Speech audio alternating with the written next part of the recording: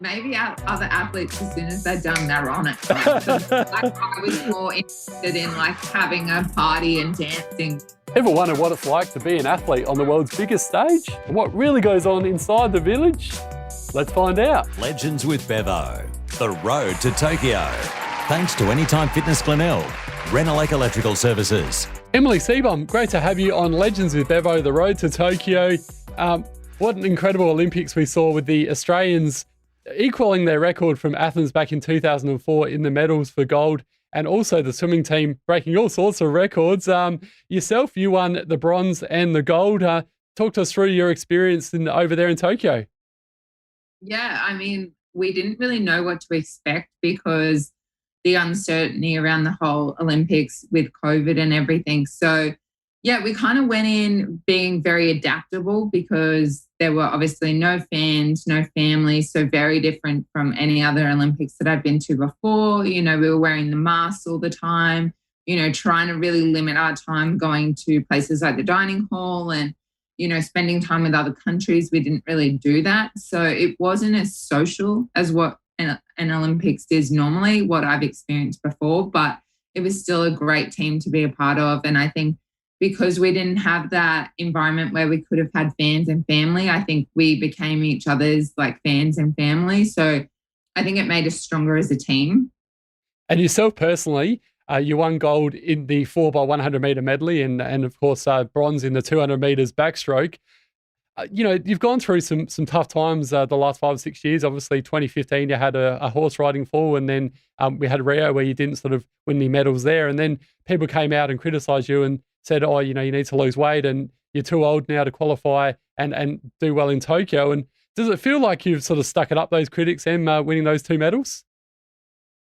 It's probably more so that I gave myself a lot of belief and confidence back in my swimming, because I think that was probably one thing where I kind of lost a lot of form, was like having the confidence to be able to go out there and, you know, perform at my best. And I think, you know, in going to Tokyo, making that team and to race as well as I did, I think, you know, I really gave myself so much more confidence, and yeah, it made me feel really good. And I think that's the most important part.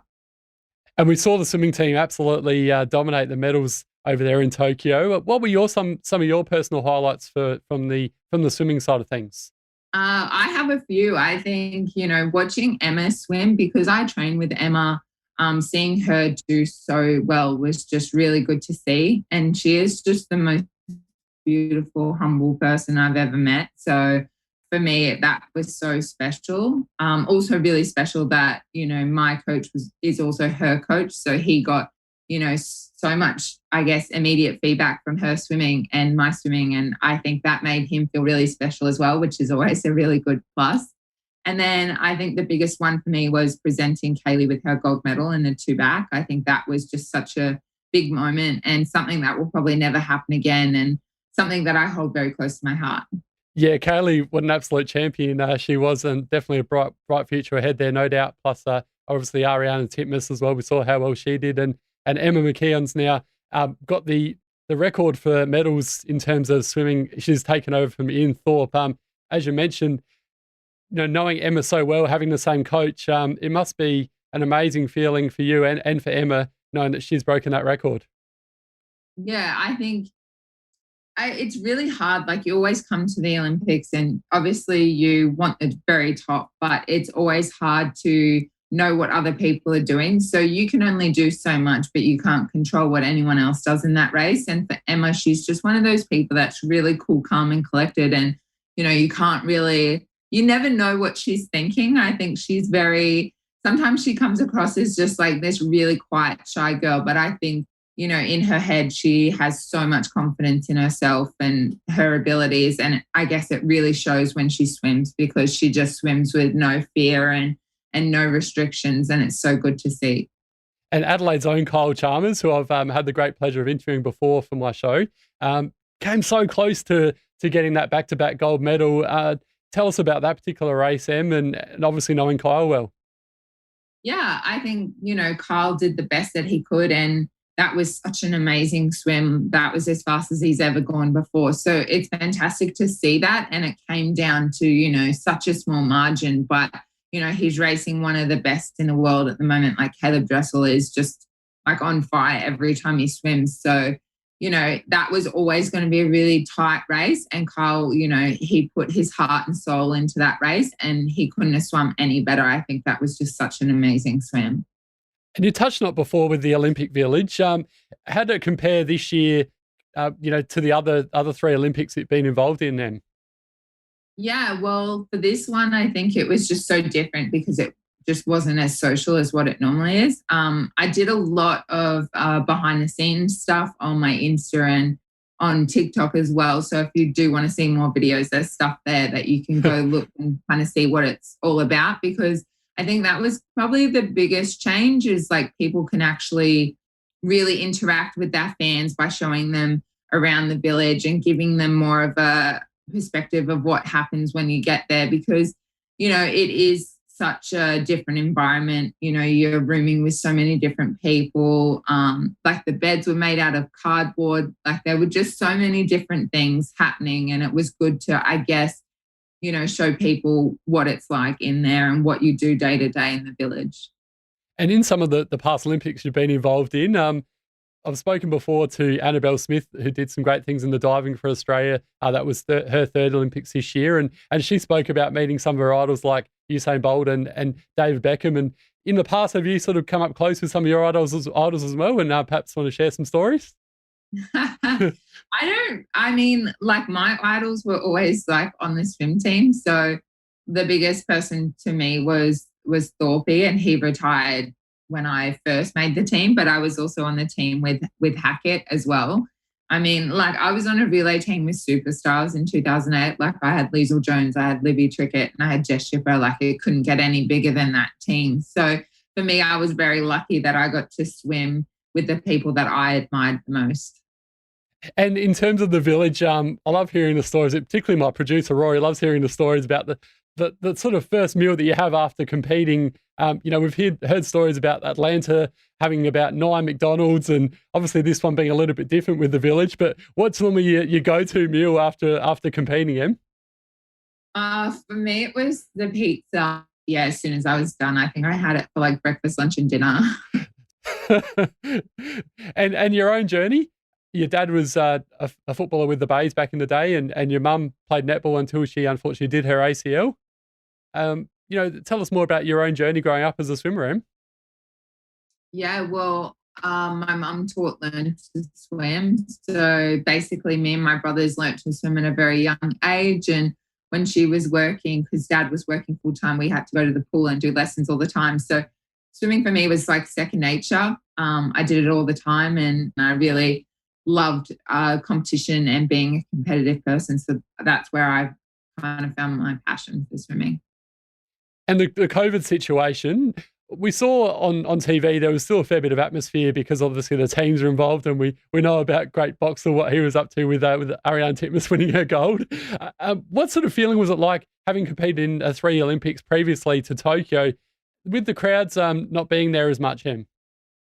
Yeah, my heart did really bleed for Japan. Hosting an Olympics is such a special moment in the country's history. And I think for me, seeing people out and about, I went past so many people on the buses, waving with signs. And it was so special to see that, but also broke my heart at the same time because I know how much the Japanese were really looking forward to it. It got pushed back in 2020 to this year, obviously. And yeah, it did break my heart a lot to see, the people kind of waving on the side of the street, not being able to go to the events. But in saying that, the atmosphere at the pool was still really great. I think, we all cheered on each other. And once you got out there, you were so focused anyway that nothing was going to faze you. And in terms of the protocols with COVID, how did it differ from previous Olympics? So did you have to get testing every day? And you sort of touched on it a little bit, but yeah, give us a bit more of an understanding about how that worked. Yeah, so we got tested every day, which was just like a spit test. Obviously, we got the nasal swabs before we left twice. And now that we're in quarantine, we have a few more to do as well. So they're fine. I feel like I've done so many of them now that they don't really faze me. But yeah, it's totally different. And obviously, we were wearing masks the whole time until, like, obviously you can see us when we walk out, we have the mask over our face and we just rip it off at the last second. So, very different. But I also did a competition last year where we had to do the same thing. So I was pretty prepared for that. And I think everyone else, really adapted well to doing that. That was kind of like one of the challenges, but everyone kind of just was in the same boat and it was just like everyone's doing it. So yeah, it didn't really faze us too much. We managed to get through and saw one of the best Olympics of all time with incredible ratings, didn't we? Yeah, I think, it, in saying that, like, most of Australia was in lockdown at the time that the Olympics were going ahead. So I think, in a way, the Olympics was such a good thing to have at that time because, it gave Australians something to be happy about, to enjoy, to sink their teeth into, and, something completely different. And I think, we're so thankful that we got the opportunity to leave Australia and compete for Australia because, that's our dream. Obviously, we all train our hardest to be at that level. So we're very thankful that we got that opportunity to go over there. And as one of the more experienced athletes, how did you cope with the Olympics being postponed for 12 months, Emily? Yeah, I think, it was hard at first, but then I kind of saw it as such a positive because it gave me an extra year to really step up my training and see how much I can improve myself. And I am really thankful that I did get that extra time because who knows, what would have happened if I didn't have that extra time. You've obviously competed against the best in the world throughout your amazing career. Who would be your top three toughest opponents? Because obviously it's too hard to say one, but who would be your three toughest? Okay. I would say Missy Franklin from the US. She's retired now. I think she's pregnant now, but she was a massive, massive competitor in 2012. In Rio, the biggest competitor was Katinka Hosu. She was just on fire. I think she won maybe like 3 gold.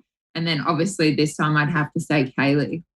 Who was your village crush throughout your Olympic career? Oh, I didn't have one. Come on. I didn't have one at all. This mask on our face, you didn't really interact with many people. It's kind of like when you went anywhere, you were just like, you were straight in, you were straight out. You didn't really like notice anyone. So for me, like, I just kind of like, went in, went out, didn't really, you sit with the Aussie swim team, that's it, and then leave. But if I would say one person, it would probably be like Ash Barty or like Patty Mills, just because I think they're like unbelievable athletes. But yeah, like I just think they're unbelievable. So so David Beckham or Usain Bolt, none of those guys, they weren't a village crush back in the day? I didn't, to be honest, I didn't see them. I did see Bolt in, I think, Com Games, but yeah, I don't know. Like I didn't really, I don't know. I don't look at that, but maybe other athletes, as soon as they're done, they're on it. But I was more interested in like having a party and dancing rather than like getting with other people.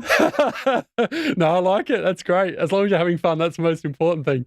And finally, the question that always stumps people, Emily, 3 people, alive or dead, who you'd love to have dinner with, who would they be and why? Okay, that's hard, but I say Taylor Swift. I just think she's just like amazing. Love her music. Obviously, been to like almost every one of her concerts that she's ever had. So I'd say her. Channing Tatum, because he is my like ultimate like crush. Like, I think he's so fun. For the third person, I would say I'd want like a sports person, but I don't know what sport that I would want. Like, I don't think I'd want a swimmer because I'd want to know kind of, I would really like to dig deep on like someone else's sport to know like what got them there, like how did they stay on top type thing. So maybe it's someone like Ash Barty or like an NBA player or something, someone where I can just like be like, oh, like what's it like doing what you do? Because like obviously like I'm so focused on the swimming side of things, but knowing why other people want to do that sport is really interesting too. And what's next for Emily Seebohm? Obviously, you're very talented when it comes to the media side of things. Could we see you as a expert commentator in the Olympics going forward? And you still want to stay involved with swimming? Yeah, I mean, Brisbane 32, like that's my goal. If like I can be commentating or doing a role in that, like I would love that, considering that Brisbane is my home.